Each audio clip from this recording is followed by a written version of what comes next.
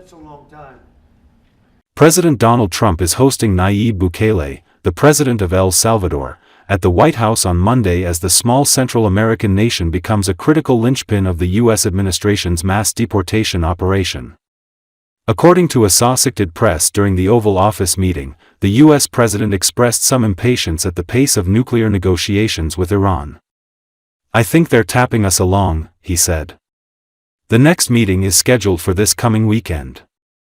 Trump also praised his own health again after undergoing an annual physical. He says the results indict, "You've got me for a little longer." The president spent hours Friday at Walter Reed National Military Medical Center. He said after it that testing went well. A medical report on the physical was released Sunday. But Trump brought up the test again a day later, telling reporters in the Oval Office on Monday that he did well on a cognitive exam performed as part of it. "I like taking them because they're not too tough for me to take," Trump said of cognitive tests. He said his health was good enough that he should be around for years or at the very least, a little longer. Trump criticized former President Joe Biden and Ukrainian President Volodymyr Zelensky but not Russian leader Vladimir Putin. Trump has previously described the strike on Sumy as a mistake. On Monday, he said the mistake was allowing the war to start in the first place. "Biden could have stopped it and Zelensky could have stopped it and Putin should have never started it," he said. "Everybody's to blame." That's a long time. That's a long time. So I think they might be tapping us along. But Iran has to get rid of the concept of a nuclear weapon. They cannot have a nuclear. We had a meeting with them on Saturday. We have another meeting scheduled next Saturday. I said, that's a long time. That's a long time. So I think they might be tapping us along. But Iran has to get rid of the concept of a nuclear weapon. They cannot have a nuclear weapon. He can't have a nuclear weapon. Nobody can have. We can't have anybody having nuclear weapons. We can't have nuclear weapons. And I think they're tapping us along because we're so used to dealing with stupid people in this country. We cannot have a nuclear weapon. Does that include a potential strike on Iranian nuclear facilities? Of course it does. And just a follow-up question, The only thing is, one thing, simple. It's really simple. They can't have a nuclear weapon. And they got to go fast because they're fairly close to having one. And they're not going to have one. And if we have to do something very harsh, we'll do it. And I'm not doing it for us, I'm doing it for the world. And these are radicalized people, and they cannot have a nuclear weapon. Does that include a potential strike on Iranian nuclear facilities? Of course it does. Then you repeatedly mentioned last night that Russia's attack on Ukraine was a mistake. What is the exact mistake? And had you given Putin a deadline to actually move toward a ceasefire? The mistake was letting the war happen. If Biden were competent, and if Zelensky were competent, and I don't know that he is. We had a rough session with this guy over here. He just kept asking for more and more. That war should have never been allowed to happen. That war, I went 4 years and Putin wouldn't even bring it up. And as soon as the election was rigged and I wasn't here, that war started. There was no way that war should have been allowed to happen. And Biden should have stopped it. And you take a look at Putin. I'm not saying anybody's an angel. But I will tell you, I went 4 years and it wasn't even a question. He's not going to do it. And it was the apple of his eye, but there was no way that he would have done it.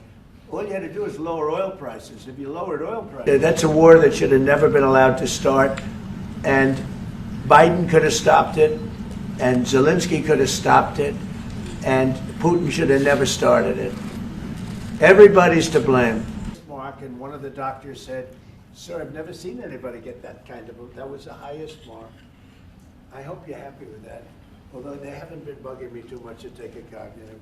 And by the way, I took my cognitive exam as part of my physical exam, and I got the highest mark, and one of the doctors said, "Sir, I've never seen anybody get that kind of, that was the highest mark."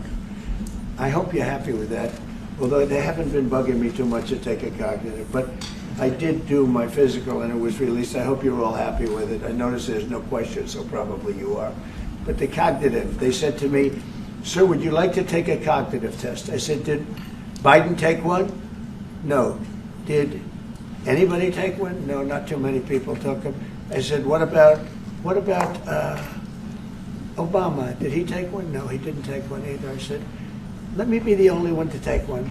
But I've actually taken them 3 times already. I like taking them because they're not too tough for me to take. Yeah, so that's good. And she's got me for a little longer. Would the U.S. be willing to pay for those facilities to be opened if new ones were going to be built? I'd do something, we'd help them out. Yeah. I was there, Walter Reed. I was there for, 5-6 hours. You were there with me. But I took a full physical and it came out perfecto, so that's good. And she's got me for a little longer. Israeli Defense Forces soldiers blew up a 1.2 kilometers long tunnel belonging to the Hamas movement in the northern Gaza Strip. Army's press service released a statement about this. It is reported that near the tunnel, soldiers discovered an arms depot containing approximately 20 explosive devices, as well as anti-tank guided missiles. The Israeli Army press service emphasized that they will continue operations against terrorist organizations in the Gaza Strip. Furthermore, Israel Defense Forces have killed the deputy commander of the sniper unit of the radical Hamas movement in the Deir al-Balah region of the Gaza Strip. The Israeli army eliminated terrorist Ubaida Naim al-Hadhad Musa, the deputy commander of Hamas sniper unit, in the Deir al-Balah region. The terrorist was killed in his car, it said. The Israeli army has struck 90 military targets in Gaza in the last 48 hours. The Israeli army struck more than 90 targets belonging to terrorist organizations throughout the Gaza Strip in 48 hours, it was noted. It was reported that the targets attacked included weapons depots, terrorist groups, and terrorist facilities. Israel's defense minister has announced its military will soon vigorously expand its offensive throughout most of Gaza.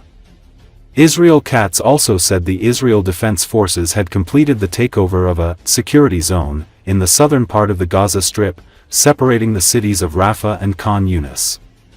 Israel's military also issued evacuation orders for Khan Yunis and its surrounding areas, saying it was preparing to carry out strikes in response to the launch of projectiles from Gaza, which Hamas has claimed responsibility for. Israel resumed its offensive against Hamas on March 18 following the collapse of a 2-month ceasefire.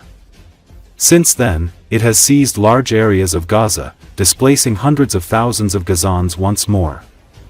The military has already seized land running along the entirety of the Palestinian territory's borders, which it has characterized as a buffer zone to prevent attacks. The UN's Human Rights Office warned last month that the evacuation orders failed to comply with international law, accusing Israel of not taking any measures to provide accommodation for those affected, or ensuring satisfactory hygiene, health, safety and nutrition conditions. Israel's government said it was evacuating civilians to protect them from harm and from being used by Hamas as human shields, in violation of international law.